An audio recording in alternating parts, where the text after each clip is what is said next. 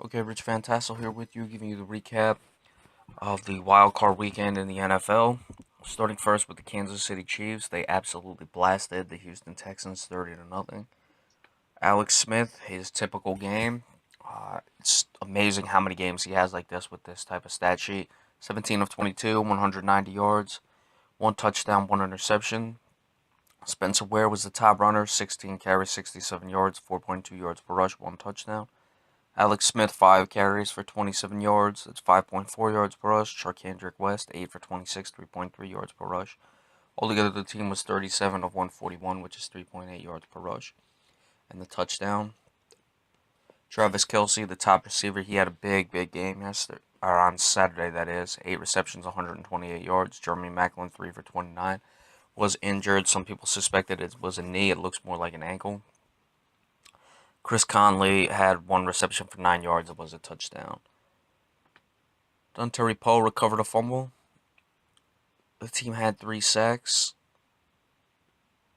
Josh Muaga, Sean Smith, Marcus Peters, and Eric Berry all had interceptions.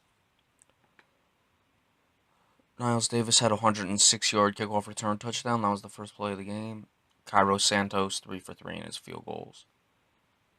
Brian Hoyer was about as bad as it gets. 15 for 34. This is for the Texans now. 15 of 34, 136 yards, no touchdowns, the 4 interceptions. Surprised he never got pulled in that game.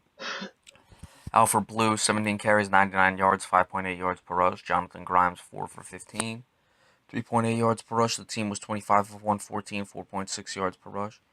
DeAndre Hopkins, relatively held in check, 6 for 69, so give Marcus Peters his credit. Ryan Griffin, 3 receptions, 29 yards. Brian Hoyer fumbled twice, only lost one of them. The team had 3 sacks. Brian Cushing had an interception. And nothing really of note in the special teams games other than the punts by Shane Leckler. Now, obviously, we're going to start with Kansas City. They continue to roll. That's now 11 straight wins. I had picked Houston. I had missed this game as I missed every game this wild card weekend. But you look at Alex Smith, again, very efficient. Travis Kelce is his man. The tight end, he's a guy who can not just be a possession guy, but we saw in this game he could break a couple downfield. Jeremy Maclin, a lot's going to be determined on whether or not he can go. We'll have to see. It's certainly beneficial that it's an ankle and not a knee. And you look at the way they run the ball, very balanced game, running the ball the other day. If you take out Chase Daniel, who just came in to take a knee, 5 guys ran the ball at least twice, and they did a good job there. For the Houston Texans, obviously you've got to look at the turnovers. They need a quarterback, and I think a quarterback will help this team compete. I'm surprised Brandon Whedon didn't get a chance in this game. I'm not saying Brandon Whedon is the option moving forward, but he was certainly the option in this game. The 4 turnovers is going to kill you, and the fumble by Brian Hoyer. You have that many turnovers, you're not going to stand a chance. DeAndre Hopkins was held in check. We saw that the defense, I think they did come to play. They were put in some tough situations, though, and eventually just cracked. They hung in as long as they could in this game, but there was not much you can do when the team keeps turning the ball over and the offense can't do anything. So Kansas City wins and Houston loses. The next game, the other AFC wildcard game, the Pittsburgh Steelers won a wild and crazy game over the Cincinnati Bengals. 18-16. Ben Roethlisberger, who got hurt in this game but came back in, was 18 of 31, 229 yards, 1 touchdown, no interceptions. Landry Jones, 2 for 5, 11 yards, no touchdowns, 1 interception. Jordan Todman, the top running back, was 11 carries, 65 yards. Fitzgerald Toussaint, 17 for 58. Martavius Bryant had 1 carry for 44 yards. The team altogether 29 of 167, 5.8 yards per rush. Antonio Brown, very good game. 7 receptions, 119 yards. Fitzgerald Toussaint, 4 for 60. Martavius Bryant, 5 for 29. He had the touchdown. Marcus Wheaton lost the fumble. Jordan Todman fumbled that was not lost. Cam Thomas, Ryan Shazier, and Ross Cockrell all recovered fumbles. Team had 3 sacks. Antoine Blake had an interception. And Chris Boswell made all 4 of his field goals. AJ McCarron played pretty good. considering the situation. He was 27 of 41, 212 yards, 1 touchdown, 1 interception. Jeremy Hill, 12 carries, 50 yards, 1 touchdown. Giovanni Bernard, 6 carries for 28 yards. Altogether, the team was 24 of 91, 3.8 yards per rush. The touchdown by Jeremy Hill. Jeremy Hill had that costly fumble. A.J. Green, 5 receptions, 71 yards, had the touchdown that looked like it was going to put Cincinnati up and finally break this spell of losing playoff games. Tyler Eifert, 5 for 58. Marvin Jones, 4 for 32. A.J. McCarron fumbled 3 times, lost one of them. Giovanni Bernard lost the fumble. Jeremy Hill, we just discussed, had that brutal fumble. And Georgia Loco recovered a fumble. The team had 4 sacks. Vontaze Burfict had an interception. Adam Jones, not Pac-Man anymore, had 2 kick returns for 50 yards, which is 25 yards per return. That's pretty good. Mike Nugent was 1 for 1 in his field goals. Now, Cincinnati completely self-destructed. They had an interception that looked like it would seal it. Then they fumbled trying to run it out. Then they had a chance to stop Pittsburgh on a 4th down. Then they had those 2 costly penalties, and Pittsburgh won the game. For Pittsburgh moving forward, we'll see if Ben Roethlisberger can play. Some of the reports are separated shoulder. He was able to come back into this game and lead the game-winning drive. Was aided by a couple penalties. Didn't really throw the ball much downfield. The one where they got the penalty, though, where Antonio Brown was hit, he was going downfield, and the ball looked pretty sharp coming out there.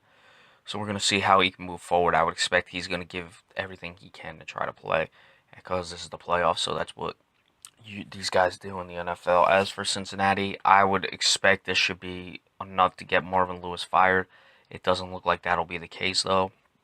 Just a very disheartening loss. Totally self-destructed. I don't think they would have won had Roethlisberger never got hurt. But still, Roethlisberger did get hurt, and Cincinnati was playing with their backup, so, turnabout is fair play. But in this case, they just are incapable of finding ways to win playoff games, and they really, really looked bad in this loss. Pittsburgh is moving on to play Denver. Kansas City will play New England. Alright, Seattle went on the road. They won a very difficult game. 10-9 over the Minnesota Vikings in those frigid temperatures. Russell Wilson was 13 of 26, 142 yards, 1 touchdown, 1 interception. Christian Michael, 21 carries, 70 yards, 3.3 yards per rush. Russell Wilson, 5 carries for 21 yards, 4.2 yards per rush. The team altogether, 28 carries, 97 yards, 3.5 yards per rush. Doug Baldwin, top receiver, 5 receptions, 42 yards, 1 touchdown. Tyler Lockett, 1 for 35. Peter Rubin recovered a fumble. Clint Gresham fumbled, it was not lost. Russell Wilson fumbled, it was not lost. And John Ryan recovered a fumble. They had 3 sacks. And Stephen Hashka made his only field goal. Teddy Bridgewater, 17 for 24, 146 yards. No touchdowns, no interceptions. Adrian Peterson held in check, 23 carries, 45 yards. That's 2 yards per rush. Jerick McKinnon, 2 for 7, 3.5 yards per rush. The team was 29 of 58, which is only 2 yards per rush. Stephon Diggs, 4 for 26. Kyle Rudolph, 1 for 24. McCall Pruitt, 2 for 22. This was receiving. So you see not much in the receiving game either way for both teams because of the weather. Adrian Peterson lost the fumble. The team had 2 sacks. Trey Waynes had an interception. Cordell Patterson, 3 kick returns for 65 yards. That's 21.7 yards per return. His longest of 34. Pretty good there. Blair Walsh, 3 for 4 in his field goals. And, of course, that horrific miss from 27 yards that ended the game. Now, for the Seattle Seahawks, this is what they do. They find ways to win. They look terrible for most of the game. Russell Wilson had that one play where he was scrambling around in the back and found, I guess it was Lockett downfield. Or it might have been, yeah, I believe it was Lockett. Almost certainly it was. That's just what Russell Wilson does. He's a winner. He will always give yourself, or give your team, that is, a chance to win. For the Vikings, they didn't open up Teddy Bridgewater all season long. You can't really fault them in this game because of the weather. I thought he was efficient and played well. Minnesota just missed a few opportunities. Obviously, the missed field goal at the end. They didn't finish off some drives. The fumble by Adrian Peterson, and that's that. They probably played their game plan as well as they would have liked to, but sometimes that's just how it goes, and you're not able to win the game. So Seattle will now move on to the next round of the playoffs. and they will play the Carolina Panthers.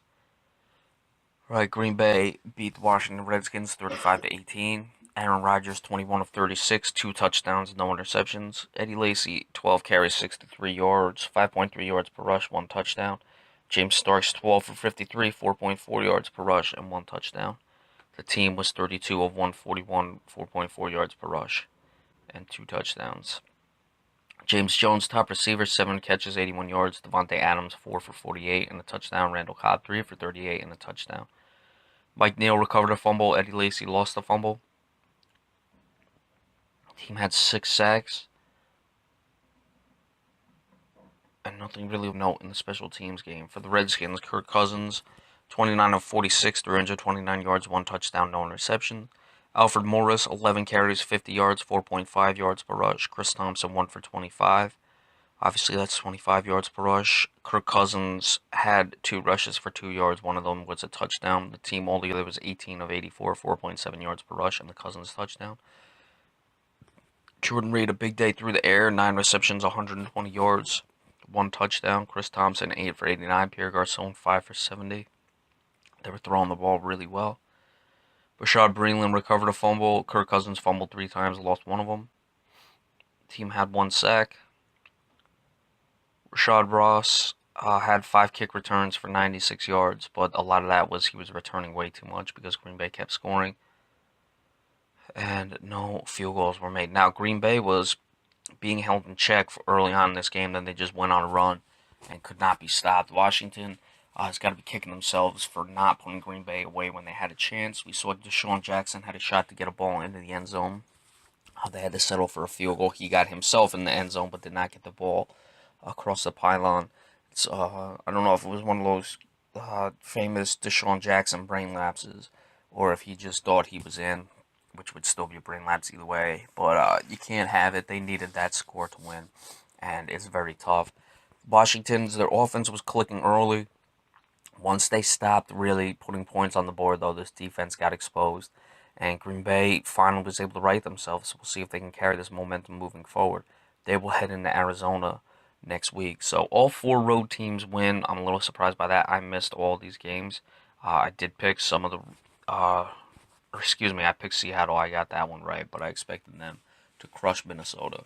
So that was the only road team I picked. They were the only road team that, or not the only road team to win. I don't even know what I'm saying. I apologize. But none of the road teams were able to win. You usually don't see that. So we'll see what happens next week in the divisional playoffs. All right, that's it today. So we'll be back later in the week, obviously, with weekly NBA reports and the breakdown of the divisional playoffs coming up. So be sure to stay tuned for that. Thank you all so much.